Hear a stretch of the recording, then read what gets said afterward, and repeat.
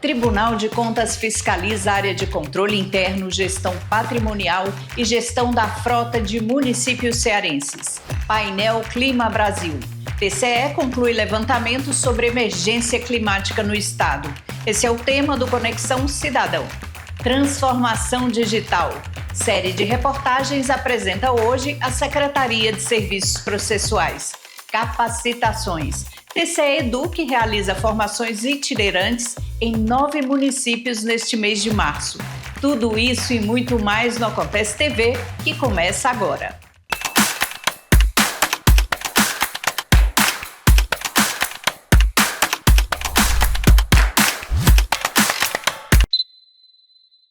Olá, o TCE Ceará está realizando inspeções em municípios do estado nas áreas de controle interno, gestão patrimonial e gestão de frota. O objetivo é verificar se os mecanismos de controle preventivo estão sendo efetivos.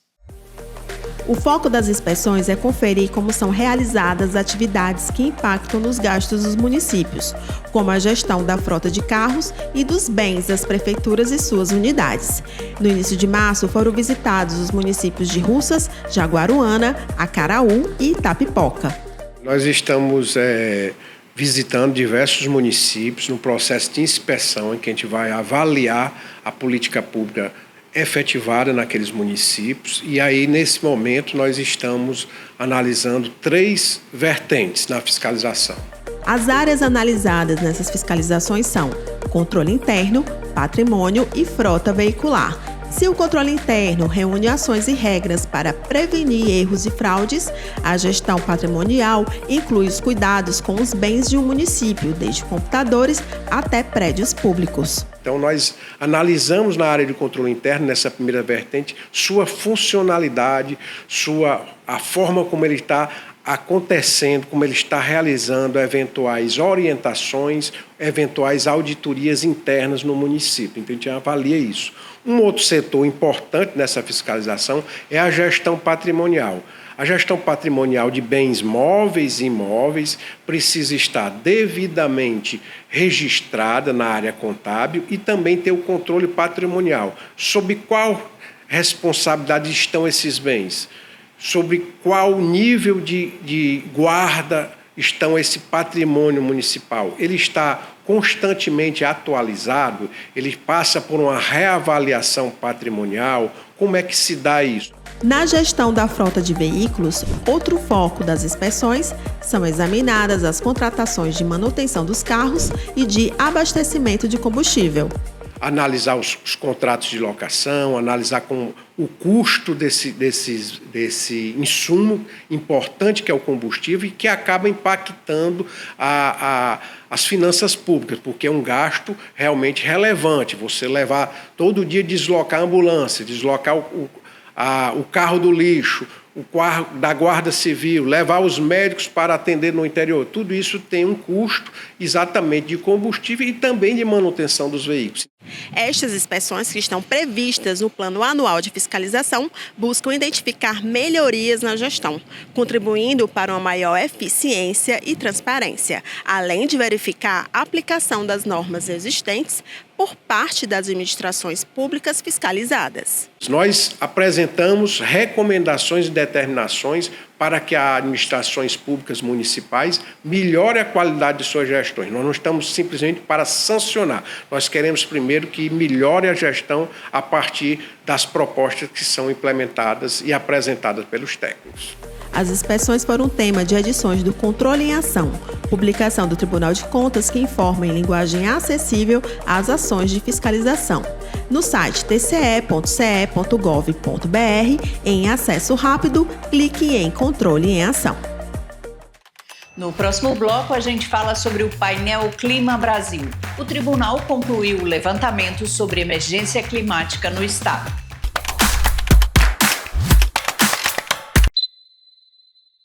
O TCE Ceará concluiu o levantamento realizado para avaliar como o governo do estado está lidando com a emergência climática. Foram encontrados avanços importantes, mas também algumas fragilidades. Acompanhe na entrevista de hoje do Conexão Cidadão.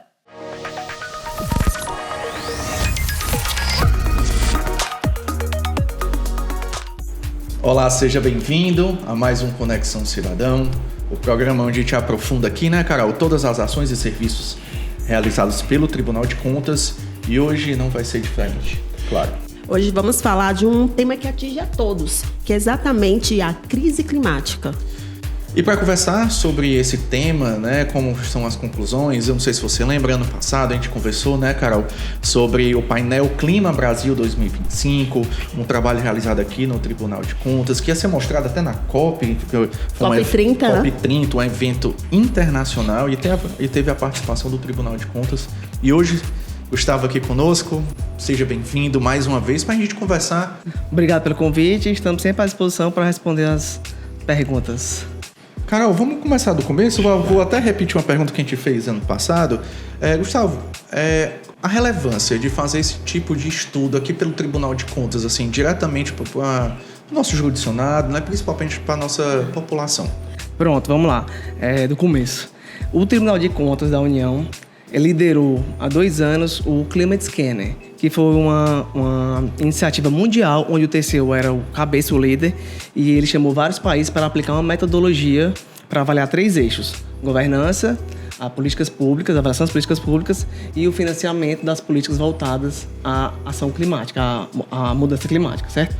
No ano passado, 2025, o Tribunal de Contas da União também teve a iniciativa de chamar todos os tribunais de contas do Estado, dos municípios e municipal, né, que é o Rio e São Paulo, para a gente fazer essa mesma aplicação da metodologia a nível nacional. Então, chamaram todos os tribunais, o TCE estava lá, eu e o Micael, e a gente fez o levantamento, certo? Tanto do Estado, do Ceará, quanto da capital de Fortaleza. Então a iniciativa se chama Painel Clima Brasil. Pronto, o Painel Clima Brasil é uma versão brasileira do Climate Scanner, certo? E está disponível para a população. E o nome é até mais bonito, viu? Tá melhor. A gente consegue entender melhor, tá né? melhor. Tá disponível para todos verem, tem site, inclusive tem aplicativo. Foi até julgar também, né? Você já tem um julgamento aqui pelo tribunal. É um levantamento que serve para mostrar o diagnóstico de como o Estado e a capital estão se preparando para esses eventos climáticos que estão cada vez mais na mídia, né? Cada vez mais ocorrendo. A gente vê todo dia, né? E, Gustavo, a gente verificou no relatório final, que o Ceará, o governo do Estado, tem alguns avanços. Poderia citar algum deles? Pronto. O Estado do Ceará, ele é referência nacional na parte de sistema de gestão de recursos hídricos. Temos também uma boa qualificação na parte de hidrogênio verde, na parte de energias renováveis, que é a solar e a eólica. A gente tem também uma robusta legislação. Temos o Plano Estadual sobre Mudança do Clima, que foi em 2016, e que tem várias atualizações, vários decretos que atualizaram o PENC depois. E também o Ceará participa de várias ações internacionais, fóruns. Temos o Race to Zero, que é a parte de descarbonização. Participa de várias ações internacionais, tanto Ceará quanto Fortaleza. Fortaleza também participa da C40, também, que é um fórum mundial que participa Paris, Nova York, grandes cidades que olham com bastante atenção a esse tema de mudanças climáticas.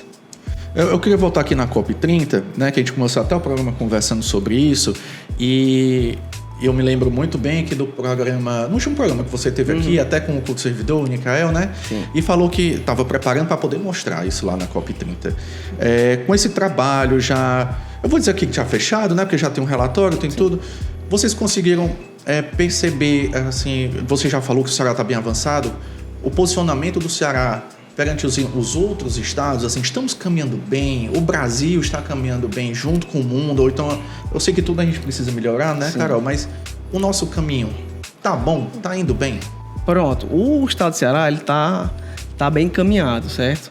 Tendo alguns pontos de melhoria, tipo, vou citar aqui um exemplo, em relação à Defesa Civil. A Defesa Civil foi a que obteve a nota mais baixa do nosso levantamento. Então, assim, o sistema de gerenciamento de risco dele, de planejamento, de prevenção, ainda é bastante falha.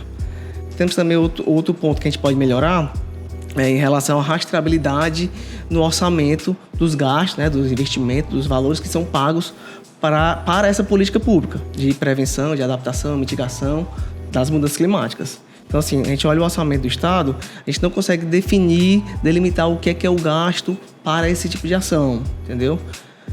Outra coisa também que a gente notou, que as ações de mudança climática, né, esse tema, ele fica muito focado na SEMA, que é a Secretaria Estadual de Meio Ambiente e Mudança Climática. E assim, esse tema é um tema que ele é transversal.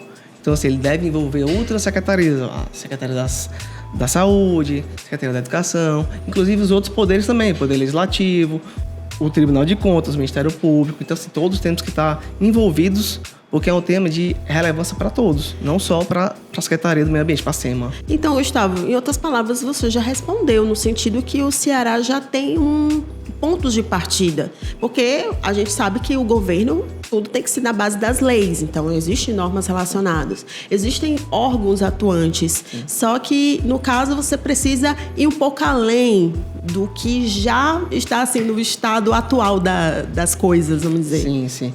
Inclusive, esse ano, provavelmente, ocorrerão, ou esse ou o próximo, ocorrerão auditorias em relação aos pontos de fragilidades que foram apontados no levantamento, para que a gente possa trabalhar e mitigar alguma coisa e induzir os gestores a melhorarem algum procedimento, algum sistema, algum processo.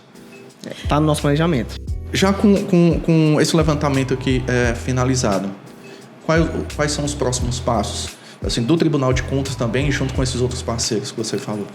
Os próximos passos são, primeiro, a gente identificar e classificar quais são as fragilidades mais importantes, para depois a gente atuar por meio de auditorias e de inspeções nesses pontos de fragilidade e tentar induzir com que o Estado e a capital de Fortaleza possam melhorar em alguns pontos que a gente acha que são importantes, entendeu?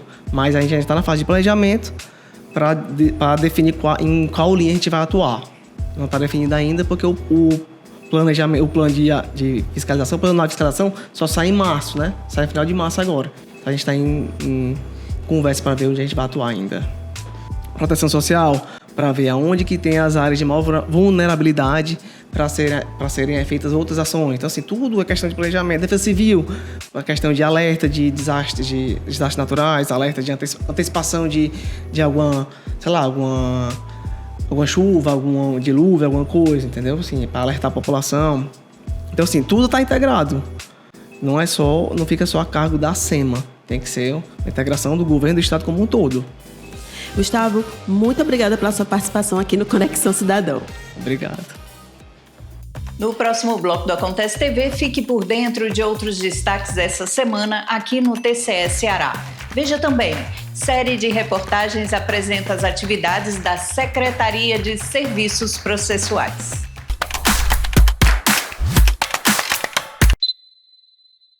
O Acontece TV apresenta hoje mais um setor do TCE Ceará. Essa semana você vai conhecer as atividades realizadas pela Secretaria de Serviços Processuais. A modernização e a transformação digital seguem avançando no Tribunal de Contas do Ceará. A Secretaria de Serviços Processuais, a SSP, responsável pela coordenação e pelo gerenciamento dos processos, tanto físicos quanto virtuais, vem intensificando ações que garantem mais eficiência, segurança e agilidade aos jurisdicionados. A Secretaria de Serviços Processuais desempenha um papel institucional fundamental entre o tribunal e o seu público externo, notadamente os seus jurisdicionados, as autoridades constituídas e a própria sociedade civil.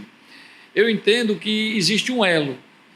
A Secretaria de Serviços Processuais é um elo entre o tribunal e esse público externo. O papel da Secretaria vamos dizer assim, nessa mão vindo da sociedade para a gente, é o papel de receber essas peças, cadastrar as informações pertinentes a cada um desses processos, classificar essa documentação dentro das espécies processuais existentes e também dar um encaminhamento para os órgãos analisarem esses pleitos que vêm de fora. Dentro desse processo de modernização, o tribunal ampliou os mecanismos de armazenamento e gestão documental. Os números da digitalização evidenciam o avanço da iniciativa, reduzindo o uso de papel e otimizando o acesso às informações. De acordo com informações da Secretaria, desde janeiro de 2020, foram convertidos 14 mil processos, totalizando mais de 7 milhões de folhas. A partir de julho de 2021, foram digitalizados cerca de 52 mil processos, somando mais de 11 milhões de folhas. Outro destaque é o Push Prazo, ferramenta criada para auxiliar os jurisdicionados no acompanhamento dos prazos processuais. O sistema envia alertas, garantindo mais controle e diminuindo o risco de perdas de prazo. Com o correto preenchimento dos dados, especialmente e-mail e contato de WhatsApp, o recebimento das notificações para os jurisdicionados ocorre de forma automática, sem a necessidade de cadastro específico na plataforma. Atualmente, o sistema do tribunal conta com 33.789 endereços de e-mail e 7.393 contatos de WhatsApp aptos ao recebimento de alertas no Push Prazo. Veja assim, de cara, 2 benefícios vitais. Primeiro, é a prevenção de perda de prazos, ou então a prevenção de não apresentação de recursos, de defesas fora do prazo. E o segundo é a própria segurança, né? O tribunal já diz ao jurisdicionado quando termina seu prazo. O tribunal também atua na gestão do acervo físico. Até o momento, mais de 111 mil processos com o tempo de guarda vencido já foram devidamente descartados, seguindo critérios técnicos e normativos. Os papéis são triturados, descaracterizados e reaproveitados, buscando a redução do impacto ambiental. Na sequência, o material é direcionado para reciclagem em indústrias de papéis, visando contribuir com o desenvolvimento sustentável. Vamos agora para mais notícias direto da redação. Olá, Viviane, tudo bem? Essa semana vamos ter mais capacitações do TCE Educ. Serão em quais municípios? Oi, Kelly. Olá a todos que acompanham o Acontece TV. O TCE Educ chega aos municípios de Guaramiranga, Pacoti, Palmácia, Baturité, Mulungu, Aratuba, Aracoiaba, Capistrano e Itapiúna, entre os dias 10 e 12 de março. A caravana do TCE Ceará leva conhecimento sobre mudanças na legislação, transparência e controle social das contas públicas. Então não perde essa oportunidade. A Olimpíadas de Controle Social das Contas Públicas do TCE Ceará foi um dos cases de sucesso apresentados no Congresso Internacional de Controle Público e Luta contra a Corrupção, realizado em Granada, na Espanha, de 2 a 6 de março. O presidente do TCE Ceará, Roden Queiroz, falou sobre a ação educativa que chega à 3ª edição neste ano. Edilberto Pontes, conselheiro corregedor do TCE Ceará, proferiu palestras sobre a avaliação das políticas públicas pelo controle externo. Na ocasião, o conselheiro Edilberto recebeu o título de Polinizador do Conhecimento, em reconhecimento ao trabalho realizado como presidente do Instituto Rui Barbosa, o IRB, neste último quadriênio. E teve sessão presencial do Pleno no dia 10 de março. O colegiado do TCE Ceará julgou o processo de inspeção sobre o lixão no município de Itaitinga. Também foram homologadas 2 auditorias operacionais relacionadas ao desenvolvimento infantil e à busca ativa escolar. Em seguida, na sessão presencial da primeira Câmara, houve a posse do conselheiro Valdomiro Távora no cargo de presidente da turma. Já no dia 11 de março, foi a vez da conselheira Soraya Victor tomar posse como presidente da segunda Câmara, durante a sessão presencial. Volto com você nos estúdios, Kelly. O Acontece TV de hoje fica por aqui. Para rever alguma reportagem ou acompanhar outras notícias, acesse o portal do TCE Ceará e siga as nossas redes sociais. Até a próxima semana.